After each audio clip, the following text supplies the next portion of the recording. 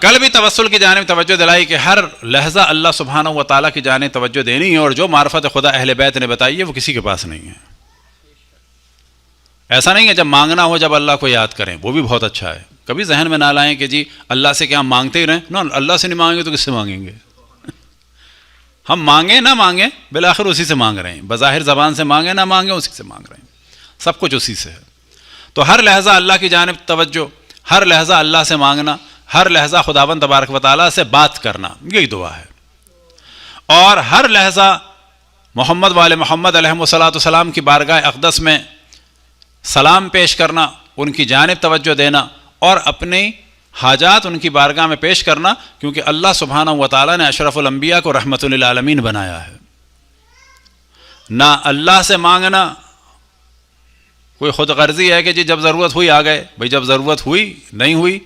اچھا جب ہوئی آ گئے، پھر ضرورت ہوئی پھر آ گئے، بھئی تو ظاہر ہے ہر دفعہ اللہ ہی کے پاس آئیں گے اور کہاں جائیں گے؟ یعنی ایک دفعہ اللہ کے پاس جائیں، ایک دفعہ اللہ کے مخالف کے پاس جائیں، نا اللہ کا شکر ہے کہ جب حاجت ہوئی اللہ کے پاس گئے، پھر بے شک اگر معاذ اللہ گناہ بھی کیا لیکن پھر اللہ کے پاس آ گئے،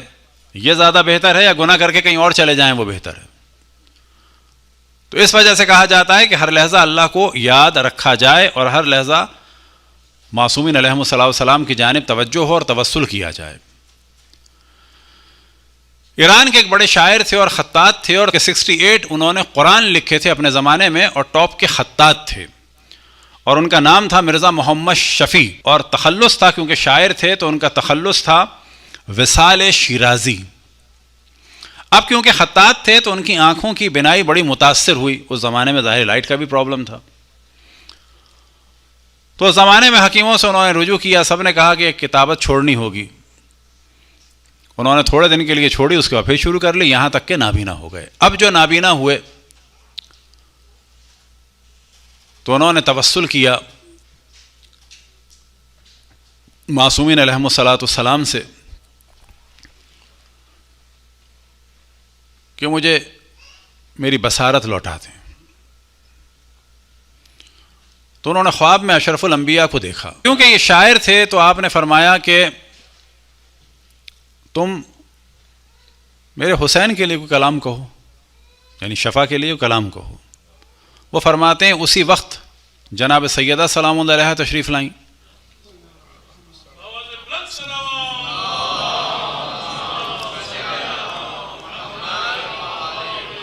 اور فرمایا کہ میرے حسن کو فراموش نہ کرنا۔ اب جیسے کہ ہم نے شروع میں توجہ دلائی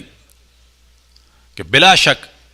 واقع کربلا کا ذکر کرنا اس وجہ سے ضروری تھا اور ضروری ہے اور ضروری رہے گا کہ ائمہ علیہم السلام کا حکم ہے، کیونکہ اشرف الانبیاء کے بعد جو مصائب اہل بیت پر ڈھائے گئے ان کا جو عروج نظر آتا ہے وہ امام حسین کی شہادت کی صورت میں، اور جناب زینب اور جناب ام کلثوم کی اسیری کی صورت میں، اور باقی اہل حرم کی اسیری اور شہادت کی صورت میں نظر آیا۔ لہذا وہ ایک خاص اہمیت رکھتا ہے۔ لیکن شہادت جناب سیدہ، شہادت امام حسن، اور سب سے بڑھ کے شہادت رسول اللہ، اسے بھی ہمیں فراموش نہیں کرنا ہے۔ تو اب انہوں نے جو اشعار شروع کیے تو وہ امام حسن علیہ السلام سے شروع کیے۔ ان دو اشعار کو پڑھ دیتے ہیں۔ استاب رفت و تشت کرد و نالے کرد، آن تشت را از خون جگر باغ لالے کرد۔ کہ فرماتے ہیں کہ امام حسن علیہ السلام پر اتنے مصائب پڑے کیونکہ بہت انہوں نے صبر کیا، لیکن ایک وقت آیا کہ ان کے مصائب سے ان کے سامنے جو تشت تھا وہ بھر گیا، یعنی عجیب انہوں نے ربط دیا ان کے صبر سے ان کے تشت کو۔ اور اس کے بعد امام نے گریہ کیا، آن تشت را از خون جگر باغ لالے کرد، اور اس تشت کو اپنے خون جگر سے باغ لالا بنا دیا۔ اب لالا کہتے ہیں ٹیولپ کے پھول کو، یعنی اس تشت کو اپنے خون سے انہوں نے ایک ٹیولپ کا باغ بنا دیا، یعنی سرخ ہو گیا اور اس میں ان کے ٹکڑے ہیں۔ خونی کے خرد در ہمیں عمر از گلو بریخت، جو خون انہوں نے تمام عمر امام نے پیا، یعنی جسے کہتے ہیں محاورتاً خون جگر پیا،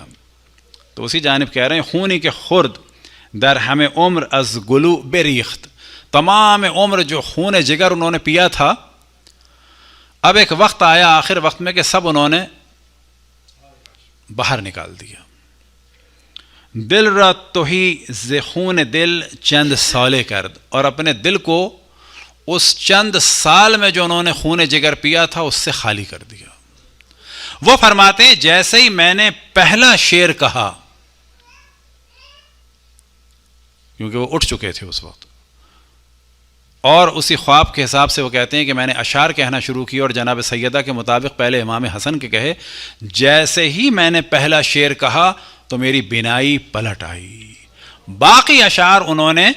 کہے اس عالم میں کہ بینائی آ چکی تھی، اور اپنے زمانے میں یہ امام حسن علیہ السلام کے معجزے کے نام سے پہچانے جاتے تھے.